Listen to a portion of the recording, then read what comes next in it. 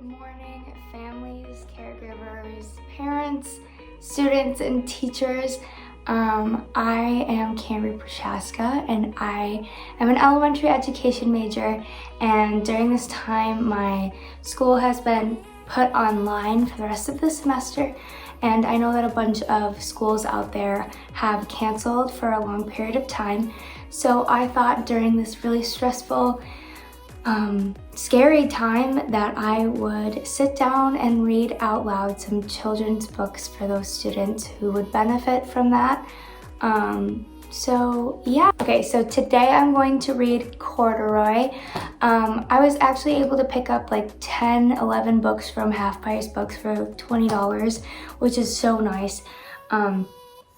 They are also doing curbside pickup, so if you guys are by them, I would definitely recommend going there to get some cheap books.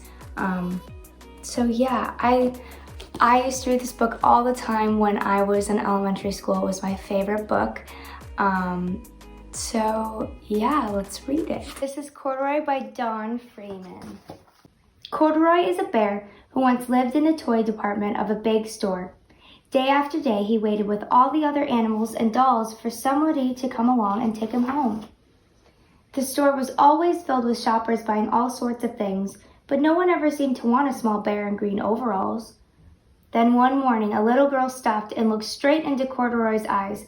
"Oh, Mommy," she said, "look, there's the very bear I've always wanted." "Not today, dear," her mother sighed. "I've spent too much already. Besides, he doesn't look new. He's lost the button to one of his shoulder straps." Corduroy watched them sadly as they walked away. "I didn't know I'd lost a button," he said to himself. "Tonight I'll go see if I can find it."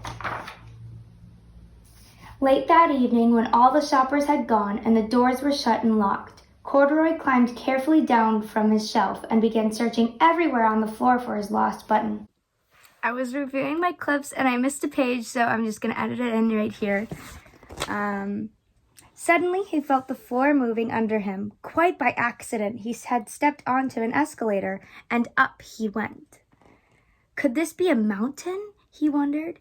I think I've always wanted to climb a mountain.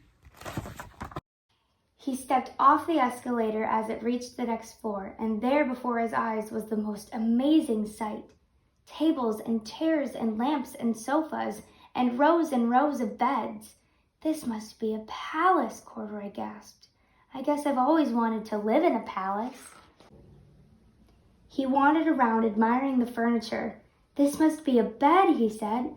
"I've always wanted to sleep in a bed," and up he crawled into a large, thick mattress. All at once, he saw something small and round. "Why, here's my button," he cried, and he tried to pick it up. But like all the other buttons on the mattress, it was tied down tight. He yanked and pulled with both paws until pop! Off came the button, and off the mattress Corduroy toppled. Bang! Into a tall floor lamp. Over it fell with a crash. Corduroy didn't know it, but there was someone else awake in the store. The night watchman was going his rounds on the floor above. When he heard the crash, he came dashing down the escalator. "Now who in the world did that?" he exclaimed. "Somebody must be hiding around here." He flashed his light under and over sofas and beds until he came to the biggest bed of all, and there he saw two fuzzy brown ears sticking up from under the cover. "Hello," he said. "How did you get upstairs?" The watchman tucked Corduroy under his arm and carried him down the escalator, and set him on the shelf in the toy department with the other animals and dolls. Corduroy was just waking up when the first customers came into the store in the morning, and there looking at him with a wide, warm smile was the same little girl he'd seen only the day before. "I'm Lisa," she said, "and you're going to be my very own bear. Last night I counted what I've saved in my piggy bank, and my mother said I could bring you home." "Shall I put him in a box for you?" the saleslady asked. "Oh, no, thank you," Lisa answered, and she carried Corduroy home in her arms. She ran all the way up 4 flights of stairs into her family's apartment and straight to her own room.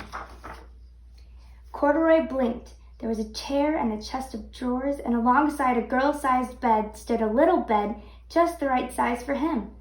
The room was small, nothing like that enormous palace in the department store. "This must be home," he said.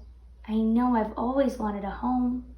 Lisa sat down with Corduroy on her lap and began to sew a button on his overalls. "I like the way you are," she said, "but you'll be more comfortable with your shoulder straps fastened." "You must be a friend," said Corduroy. "I've always wanted a friend." "Me too," said Lisa, and gave him a big hug. So that was Corduroy. I hope you guys are having a decent time being home and you guys are safe. That's the most important thing.